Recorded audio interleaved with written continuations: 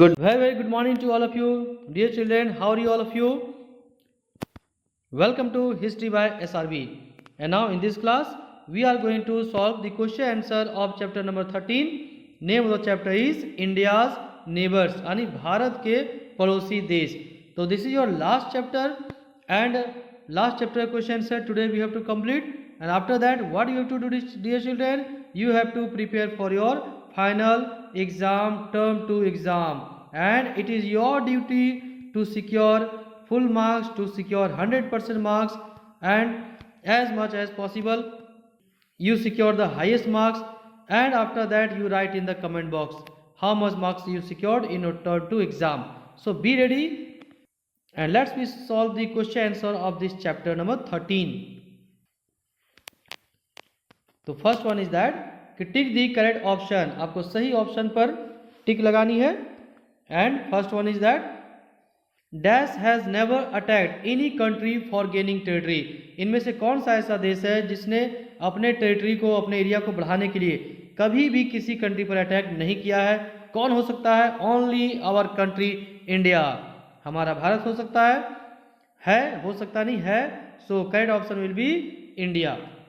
Next one is that number 2, which of the following is our southern neighbor at sea? हमारे country का जो southern neighbouring country है south में, है ना, वो कौन सा है? क्या होगा? चाइना होगा, रशिया होगा, श्रीलंका होगा, श्रीलंका होगा. Option number C, Sri Lanka. Next one, Urdu script is known as. Urdu script को क्या कहा जाता है? That is called Nastaliq. Option number B, this one. Next one is question number 4, which cuisine influence the Nepali cuisine. यानी मीन्स क्विजन मीन्स क्या होता है? भोजन, फूड. तो कौन सा फूड है जो नेपाली फूड हैबिट्स को इन्फ्लुएंस करती है?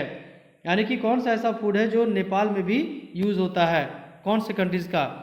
तो यहाँ पर क्या होगा? Option, correct option will be option number C, Tibetan and Chinese. तो तिब्बत और चाइनीज में जो फूड का यूज करते हैं लोग, तो वो फूड नेपाल में भी यूज किया जाता है. This one completed. Next one 5 is that hanfu is a traditional dress of man in. Hanfu dress, ये जो ट्रेडिशनल ड्रेस है, ये कौन सा कंट्री से बिलोंग करता है? Correct option will be A, China. Now proceed to next question number B, that is fill in the blanks. Help box is there and you can see options salwar, peace, dosa, Pakistan and India. तो first one is that India shares boundaries with dash in the north west. यानी कि India के north west में कौन सा country के साथ हमारा बाउंड्रीज शेयर होता है? Option will be Pakistan. तो you have to write down here Pakistan. Next one, India believes in the policy of. India कौन से पॉलिसी पर विश्वास करती है, बिलीव करती है? शांति का, यानी कि पीस. तो this one peace, you have to write down here peace. Number 2, number 1. Next one, third one, कि lungi blouse is worn in south dash and Sri Lanka. Lungi blouse जो पहनी जाती है वो श्रीलंका में, और साउथ किसका साउथ में? हमारे इंडिया के साउथ में, यानी कि साउथ इंडियन में. You have to write down here India. Very ten this option. Number 3, India, you have to write down India, means lungi blouse is worn in South India and Sri Lanka. Next one, dash is an important part of Sri Lankan cuisine. यानी कि श्रीलंकन का जो भोजन है, food है, वो वहाँ पर एक बहुत ही इंपॉर्टेंट रोल प्ले करती है. इंपॉर्टेंट चीज़ यूज़ किया जाता है, क्या है? डोसा. This one, number 4. तो you have to write down here dosa. Last one is that dash kameez is the traditional dress of Pakistani man. यानी जो पाकिस्तान के लोग हैं उनका ट्रेडिशनल ड्रेस क्या है? सलवार. This one, number 5. तो you have to write down here salwar. तो salwar kameez is the traditional dress of Pakistani man. तो help box, this one completed. Fill in the blanks. Now we have to proceed to question number C, that is match the following. You can see here 5 points are there, 5 words are there, and this side also 5 words. Now you have to match correctly. तो first one you can see here, what is given here? Hindi. तो हिंदी को किससे match करेंगे? North east, Myanmar, China, Devanagari. तो हिंदी का लिपि क्या है, स्क्रिप्ट क्या है? देवनागरी. तो Hindi you can match with E. Next one Urdu, Urdu क्या होगा? Nastaliq, you have to match with C, Nastaliq. Next one lungi, lungi north east India, Myanmar, China, Myanmar, तो 3 का लुंगी को मैच करेंगे आप, लुंगी डांस नहीं करना है ना, म्यांमार। नेक्स्ट वन, अब एग्जाम चल रही है तो लुंगी डांस एग्जाम के बाद जब रिजल्ट आ जाएगी अच्छी तब आप लुंगी डांस करेंगे, नो प्रॉब्लम। अभी फिलहाल आप मैच कीजिए। नेक्स्ट वन मेखला चादर, मेखला चादर यूज करते हैं कहाँ? नॉर्थ ईस्ट इंडिया में, north east India. This one A, 4 का A. Last one dear children hanfu, hanfu क्या होगा? अब लास्ट में एक लौता ही बचा है, क्या होगा? China, you have to Chandni Chowk to China, है ना। एग्जाम अच्छे से हो जाना, तो आप एग्जाम अच्छे से देंगे और this one completed. And next we have to proceed to question number D. अब हम लोग डी कंप्लीट करेंगे, इसके बाद ई होगा, इसके बाद हम लोग वैल्यू बेस्ड कंप्लीट करेंगे, फिर मैप स्किल करेंगे, और इस तरह से लास्ट चैप्टर, इस सब्जेक्ट का लास्ट चैप्टर का question sir we have to complete and you have to give revision, you have to prepare for your term two examination well and you have to secure highest marks. Okay dear children, so next we proceed question number D. And now dear student, next is question number D. Let's see what are the questions here and answers. I have written in an easy manner so that you can learn very easily. So now first one is that D1 is that name India's southern neighbor in the sea, यानी कि India का southern neighbour यानी हिंद महासागर में कौन सा हमारा पड़ोसी देश है? नेम इंडिया सदर्न नेबर, तो कौन होगा? ऑलरेडी यू नो, श्रीलंका, तो you have to write down answer Sri Lanka. Next one question number D2 is that which language is known as the mother of all languages, कौन सी लैंग्वेज है, कौन सी भाषा है जिसे सारे भाषाओं का, सारे लैंग्वेजेस की मदर कहा गया है, जननी कहा गया, माँ कहा गया है? कौन सा होगा? Answer will be Sanskrit. Now next one question number D3 is that dear children how do you know that India believed in the policy of peace since olden times, आप ये कैसे कर सकते हो कि पुराने समय से ही, बहुत पहले से ही, पुराने समय से ही इंडिया जो अपनी पॉलिसी को फॉलो करते आया है वो शांति का प्रतीक है, शांति की नीति है, शांति की नीति को फॉलो करते आ रही है इंडिया, पॉलिसी ऑफ पीस, ठीक है। तो आप ये कैसे कर सकते हो? Now answer you can see here, write in this way कि history proves that India has never attacked any country, इतिहास ये प्रूव करती है, साबित करती है कि इंडिया ने किसी भी कंट्री पर हमला नहीं किया है, किसी भी कंट्री पर अटैक नहीं किया है, एंड मेंटेन्ड फ्रेंडली रिलेशंस, और जितने हमारे पड़ोसी देश हैं, चाहे वो हमारे पड़ोसी देश हो या भी अदर कंट्री हो, सभी के साथ इंडिया का फ्रेंडली रिलेशन है, और फ्रेंडली रिलेशन इंडिया हमेशा रखने का प्रयास करती है, ट्राई करती है। तो इस तरीके से ये कहा जा सकता है। In now you can write in this way, last one, in this वे, यानी इस प्रकार से I know that India believed in the policy of peace since olden times, और इस प्रकार से इस एग्जाम्पल के बदौलत, इस एग्जाम्पल के थ्रू हम लोग कह सकते हैं, बोल सकते हैं, कहा जा सकता है कि इंडिया जो है हमेशा पॉलिसी ऑफ पीस को पुराने समय से ही, पहले से ही मेंटेन करता आया है, और इसी पर विश्वास करती है इंडिया, शांति पर विश्वास करती है, पीस पर विश्वास करती है, ठीक है। Now dear children let's we see next question. Question number 4 is that कि mention 2 cities of India where Urdu is widely spoken, आपको 2 सिटी का नाम बताना है जहां पर उर्दू बहुत बड़े पैमाने पर बोली जाती है। I have written here 3 but you can write only 2. First one Lucknow, next one is Delhi, third one is Hyderabad. Any 2 you can write down. Completed? Next one question number D5. Dear children, D5 is that कि draw out one similarity and one difference between Hindi and Urdu.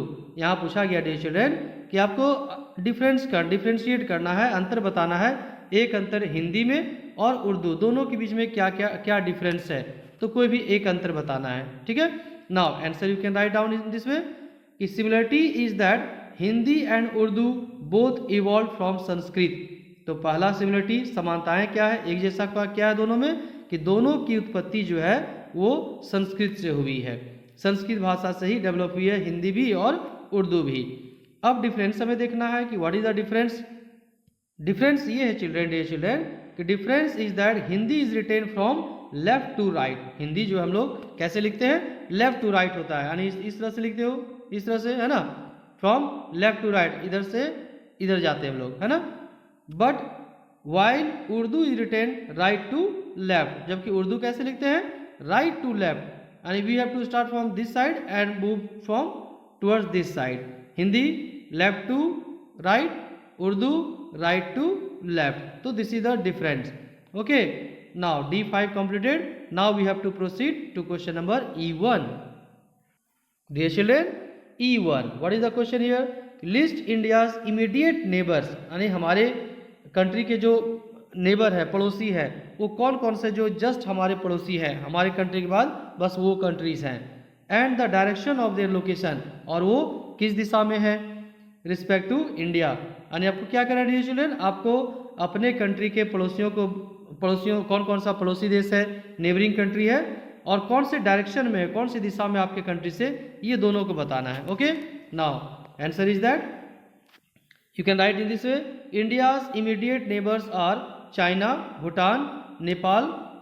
This is what is the direction of this country, in north. You can write in this way. अब एक साथ दोनों आप लिख सकते हो, neighbouring country का नाम और उसका डायरेक्शन।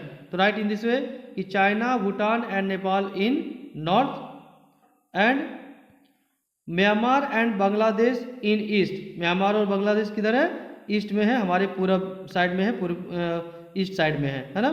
नेक्स्ट वन, श्रीलंका इन साउथ। श्रीलंका किधर है हमारे कंट्री से, साउथ में है। And Pakistan in north west direction, और पाकिस्तान किधर है हमारे कंट्री से, नॉर्थ वेस्ट डायरेक्शन में है। Okay, so this one completed. Next we proceed E2. E2 is that highlight the similarities of dress between India and her neighbors. अब आपको क्या करना है डियर चिल्ड्रेन, यहाँ पूछा गया है कि सिमिलरिटी बतानी है ड्रेसेस का, वैसा ड्रेसेस जो हमारे पड़ोसी देशों में भी पहने जाते हैं। यानी कौन कौन सा ऐसा कंट्री है, हमारा नेबरिंग कंट्री है, जहाँ इंडिया में जो ड्रेस पहनी जाती है उसी तरह से मिलता जुलता ड्रेस हमारे अदर पड़ोसी देशों में भी पहनी जाती है। Now answer you can see here, sari and salwar kameez are used in India, Pakistan, Bangladesh and even Sri Lanka.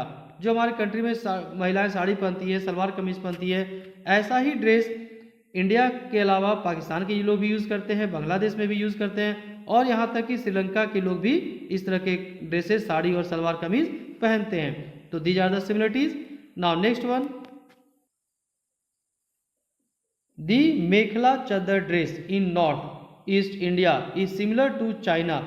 आप यदि असम जाओगे, मेघालय, मणिपुर जाओगे तो वहाँ पर एक ड्रेस पहनी जाती है जिसे मेखला चादर कहा जाता है, और ये इसी तरह का ड्रेस है जिस तरह से लोग चाइना और नेपाल और म्यांमार में पहनते हैं। ये भी सिमिलरिटीज हो गई। The mekhela chador dress of north east India is similar to China, Nepal and Myanmar. Next one is that traditional dress of Ladakh is similar to the hanfu of China. यदि आप लद्दाख गए होंगे या आपने देखा होगा टीवी में भी लद्दाख के लोगों को, तो लद्दाख के लोग जिस तरह के ड्रेस पहनते हैं उसी तरह का ड्रेस चाइना में भी लोग पहनते हैं, जिसे हम्फू कहा जाता है। Next one, now we talk about kurta pajama. अब हम लोग बात करते हैं कुर्ता पाजामा की। वेरी सिंपल, तो kurta pajama is put on in India and Nepal. India में भी हम लोग कुर्ता पाजामा पहनते हैं, और इसी तरह का कुर्ता पाजामा लोग नेपाल में भी पहनते हैं। तो now answer completed. Now next we proceed to question number E3. Now question number 3 is that what do the cultural bond with our neighbours indicate.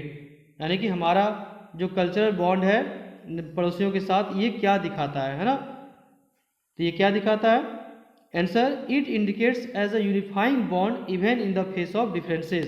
तो ये दिखाता है कि हमारे बीच में भले ही डिफरेंसेस हो, बट हम लोग क्या है, एक है, हमारे बीच में रिलेशन है, हमारा बीच में रिश्ता है, चाहे भारत हो, इंडिया हो, नेपाल हो, पाकिस्तान हो, श्रीलंका हो, ये हम लोग अलग अलग हैं, फिर भी कुछ ना कुछ ऐसी चीज़ें हैं जो हमें एक दूसरे को जोड़ती है। तो always I use to say that try to understand the question. आप हमेशा क्या करेंगे, क्वेश्चन को अंडरस्टैंड करेंगे। क्वेश्चन को यदि आप समझते हैं अच्छा से तो आंसर आप इजीली लिख सकते हो। Clear?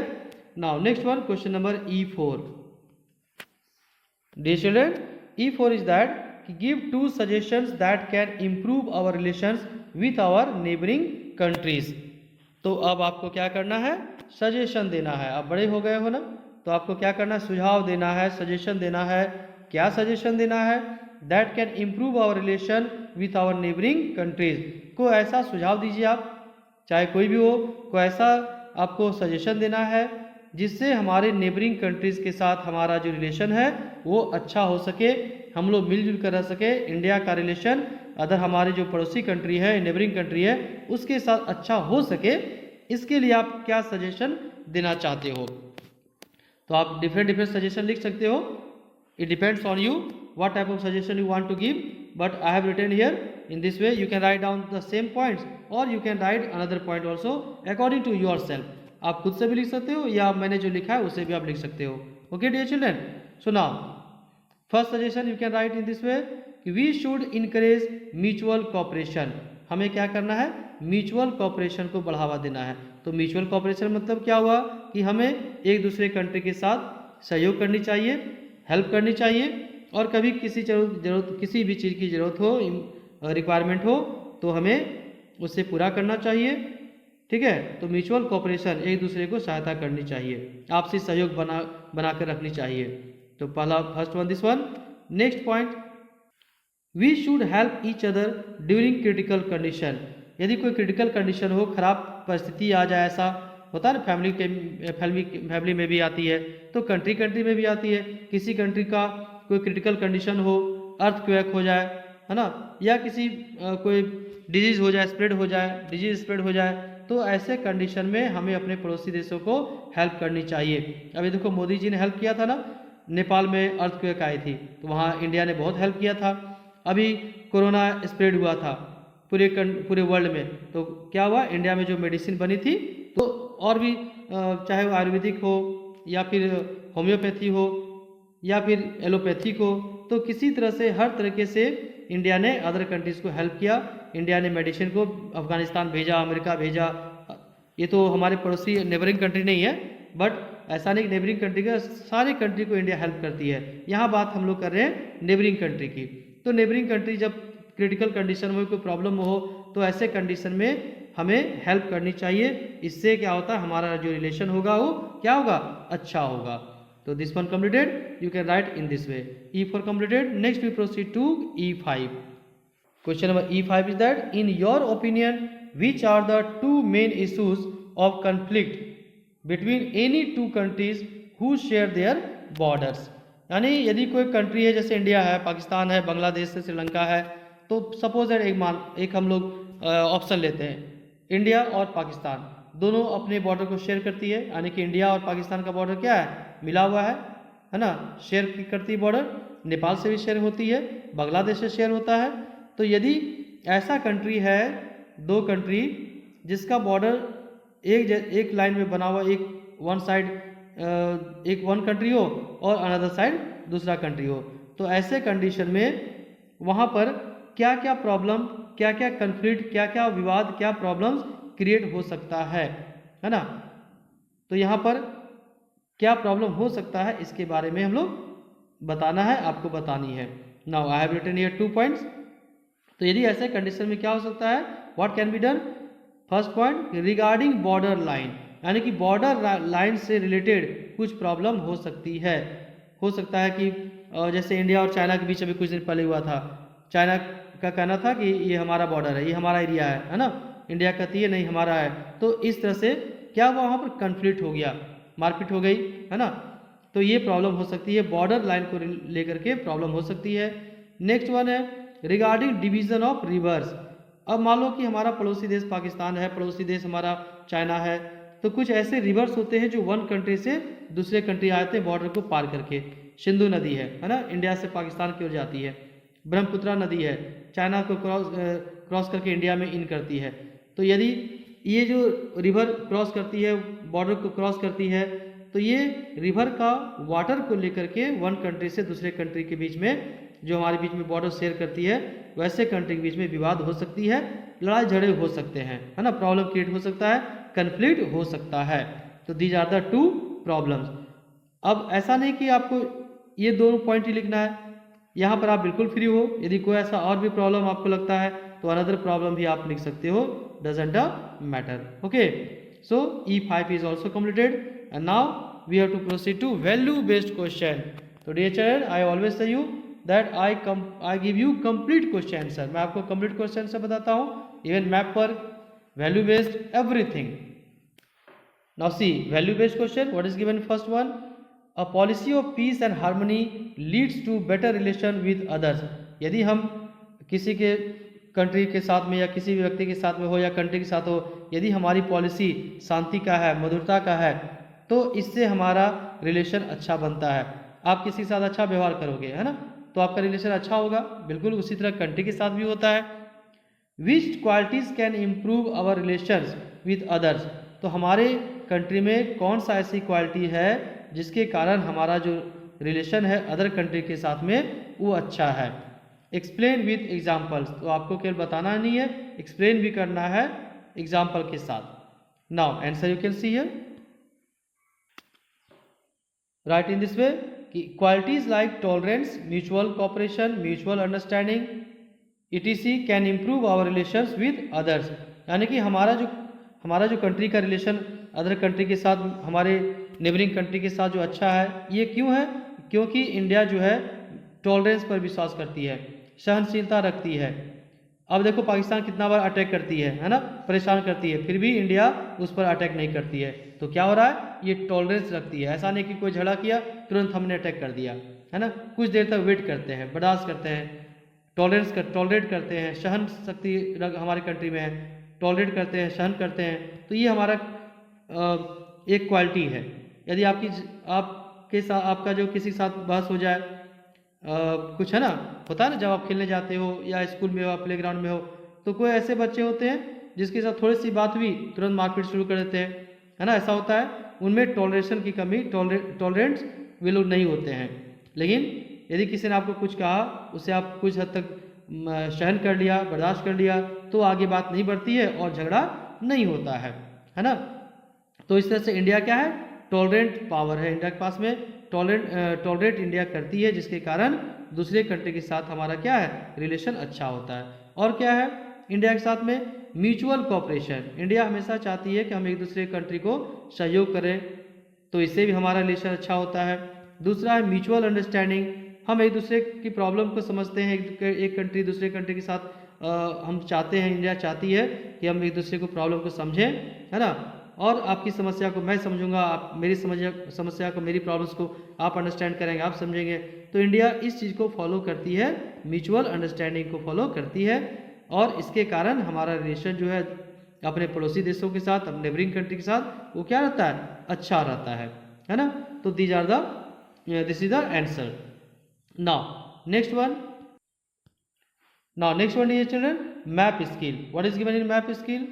On a political map of India, locate, label and color India's neighbors। Political map of India आपको लेनी है और उसमें क्या करना है? आपको लोकेट करनी है, ढूंढना है, लेबल करना है, यानी उसका नाम लिखना है, और कलर भी करना है उस कंट्रीज को।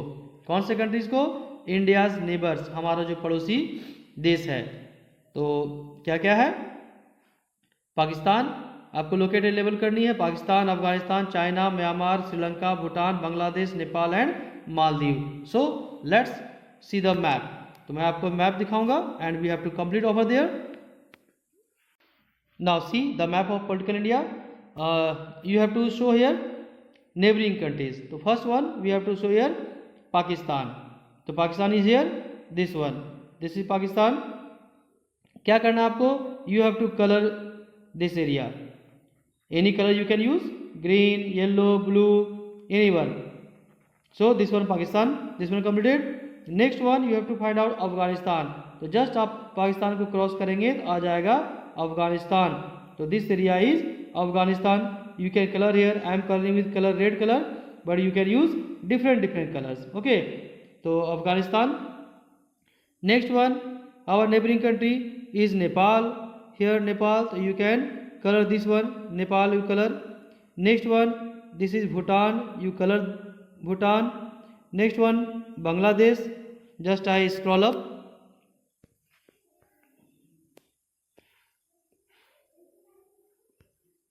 This one Bangladesh, our another neighboring country. You can here color this one. Pakistan, Afghanistan, Nepal, Bhutan, Bangladesh. This area is China. You have to color this one. Okay. And next one is that Sri Lanka. Scroll down.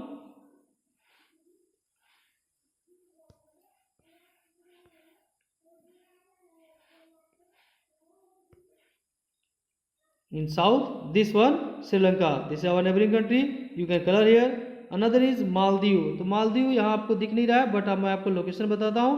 आप यहाँ से सीधा direct जाएंगे कुछ दूरी पर, इस जगह पर आप दिखा सकते हो. इस एरिया पर क्या है, मालदीव कंट्री है. तो आप यहाँ पर कलर कर लेंगे in different colour. Okay, so all our neighbouring countries location completed, and this way map work is completed. Dear children, so this was the last chapter of your class, and now as you know that your exam is at your hand, you have to prepare all the question answer, you learn, you revise, and most important thing that you give the chapter full revision, read the chapter, and you so that you can solve out the objective questions, MCQ question, all you can write down. So best of luck for your exam.